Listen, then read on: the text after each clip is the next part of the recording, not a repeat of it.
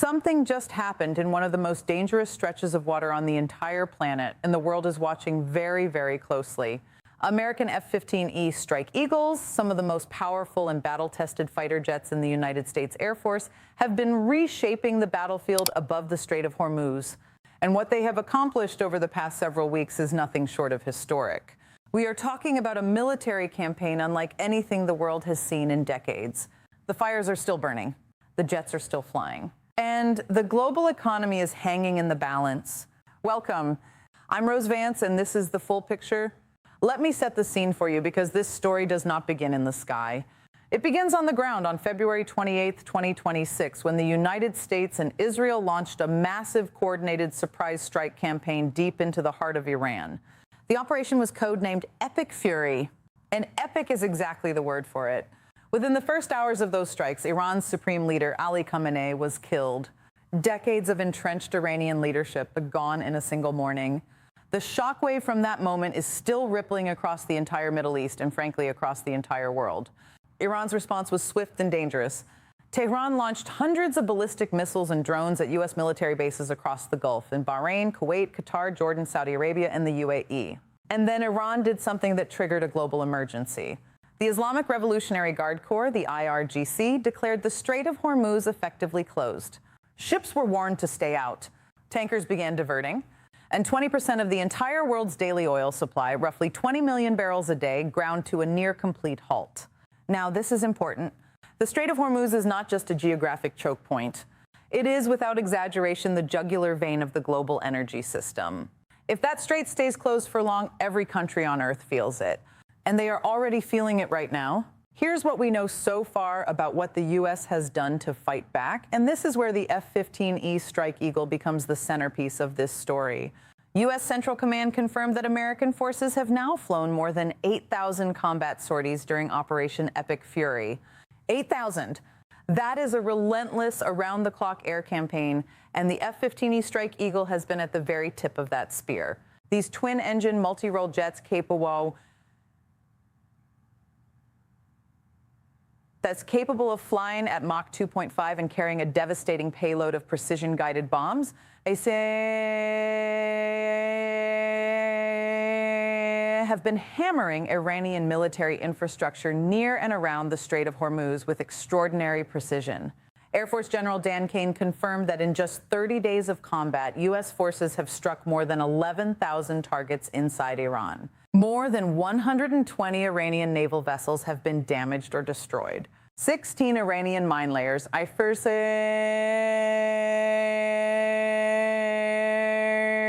ships deployed specifically to seed the strait with underwater mines to trap and sink passing tankers, were hunted down and eliminated. Think about what that means. Every mine layer the U.S. destroys is one less weapon Iran can use to keep the world's oil supplies locked up. But here's where it gets interesting. The F-15Es didn't just go after ships and missiles. They went after the factories, the manufacturing nodes, the research facilities, the supply chains that feed Iran's drone and missile programs. U.S. Central Command announced the use of 5,000-pound deep-penetrating munitions, massive, earth-shattering bombs designed to punch through hardened underground bunkers, dropped specifically on Iranian missile sites dug into the coastline near the Strait of Hormuz. These were not warning shots. These were surgical strikes designed to dismantle Iran's ability to threaten international shipping from the ground up. Let me explain why this approach matters. Iran's strategy in the Strait has always relied on what military experts call asymmetric warfare. Cheap drones, fast attack boats, shore-based anti-ship missiles, sea mines. None of it costs very much. All of it can cause enormous damage. By taking out the manufacturing and the launch sites, not just the weapons themselves, the United States is essentially trying to take the weapon out of Iran's hand before it can even be raised. The F-15Es are the platform making that possible. Now, Iran has not taken this lying down. On March 22nd, Iranian state media made a dramatic claim that Iranian air defenses had intercepted and shot down a U.S. F-15 fighter jet near Hormuz Island using a surface-to-air missile. Iranian officials described it as a successful engagement and released what they claimed was footage of the incident. The story spread rapidly across social media. Within hours, it was everywhere. U.S. Central Command moved quickly and flatly rejected the claim. CENTCOM posted directly on social media with two very clear words: false. Their statement read, and I want to be precise here, rumors claim the Iranian regime recently shot down a U.S. F-15 over Iran. True, U.S. forces have flown more than 8,000 combat flights during Operation Epic Fury. No U.S. fighter aircraft have been shot down by Iran. Full stop. Now, separately, and this is a distinction that matters, there was a real incident involving a U.S. F-35 stealth fighter, which was forced to make an emergency landing at a U.S. base in the region after sustaining damage during a mission over Iranian airspace. The pilot survived. An investigation is underway. Iran's Revolutionary Guards claimed they struck and seriously damaged the aircraft. If verified, it would mark the first known time Iran successfully hit one of America's most advanced stealth jets. That is a significant development, and it is still being looked at closely. There was also a painful and well-documented incident earlier in the conflict. 3 U.S. F-15E Strike Eagles were shot down over Kuwait, not by Iranian forces, but in a tragic friendly fire incident involving Kuwaiti air defenses. The Kuwaiti military mistakenly identified the American jets as hostile. All 6 crew members ejected safely and were recovered in stable condition. Kuwait acknowledged the incident. It was a stark reminder that even in a high-tech war, the fog of battle is real, and mistakes can cost lives and machines. Let me explain what the reaction has looked like on the ground and across the world. Social media has been exploding with debate. Supporters of the operation point to the scale of the U.S. military campaign, 11,000 targets, 8,000 sorties, and a grinding effort to dismantle Iran's military infrastructure as proof that America is serious about reopening the Strait. They argue that the F-15Es are doing exactly what they were built to do. On the other side, critics, and there are many, so are raising hard questions about the lack of allied support. France refused overflight rights for certain missions. Italy denied landing access. Spain closed its airspace to U.S. aircraft involved in operations against Iran. These are NATO allies. And Washington is not happy. Defense Secretary Pete Hegseth put it bluntly at the Pentagon.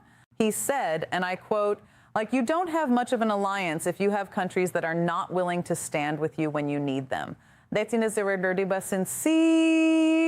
He also warned on March 31st that the next few days will be decisive, signaling that the conflict is approaching a critical turning point. Either Iran makes a deal or the U.S. intensifies the campaign even further. Hegseth said Washington has more and more options, while Iran now has almost nothing they can militarily do about it. President Trump has been equally direct. He threatened to destroy Iran's energy infrastructure if Tehran does not reopen the Strait and agree to a peace deal. White House Press Secretary Caroline Leavitt pointed out that NATO allies benefit far more from the Strait's reopening than the United States does, since Europe depends far more heavily on Gulf oil flows. Trump, for his part, suggested on Truth Social that if the U.S. finished off what remains of the Iranian regime, those same reluctant allies would suddenly find their urgency very quickly. On the Iranian side, the new de facto leader, Mojtaba Khamenei, the son of the assassinated supreme leader, has vowed through state media to keep the Strait closed and to continue attacks on Gulf nations. Just this week, however, there were signs of the first crack. Iran has opened the Strait to a limited number of ships, not tankers, not oil cargo, but some vessels, suggesting the pressure from the F-15 campaign and U.S. military action may be beginning to have an effect. Why does all of this matter to you?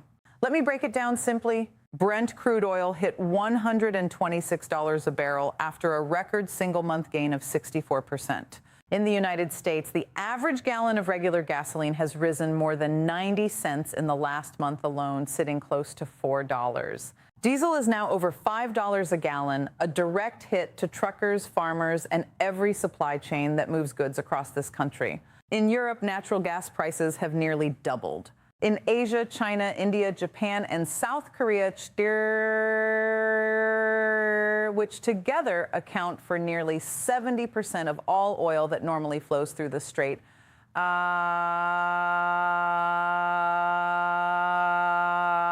scrambling for alternatives. Analysts are calling this the single largest disruption to the global energy supply since the oil crisis of the 1970s.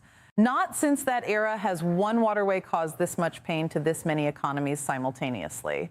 The F-15Es flying over the Strait of Hormuz right now are not just fighting a military campaign. They are flying in defense of global economic stability. Every target they hit, every mine layer they destroy, every missile launcher they silence brings the world one step closer to the oil flowing again, to prices coming down, to ships being able to move without fear of being struck by a drone or a missile or an underwater mine. But make no mistake, and this is far from over. With Iran's new leadership vowing to fight on, with NATO fracturing over how to respond, with oil markets on edge, and with U.S. Defense Secretary Hegseth warning that the coming days will be decisive, the situation at the Strait of Hormuz remains one of the most volatile flashpoints on the planet right now. Here's what we know for certain. U.S. F-15E Strike Eagles have flown thousands of missions. They have struck more targets in 30 days than most modern air campaigns strike in years. They have dismantled Iran's ability to threaten shipping from the coastline. And they have done it all while Iran desperately tried and failed to shoot even one of them down. That is no small thing. The message being sent from those cockpits at 30,000 feet, at twice the speed of sound, is loud and clear. So here is the question I want to leave you with today. If the F-15s are succeeding in the skies, and all the evidence suggests they are, why are America's closest allies refusing to stand beside her at the most critical moment? And what does that tell us about the future of Western alliances? Drop your thoughts in the comments below. Share this if you found it valuable. And stay with us, because this story is moving fast and we will bring you every development as it happens.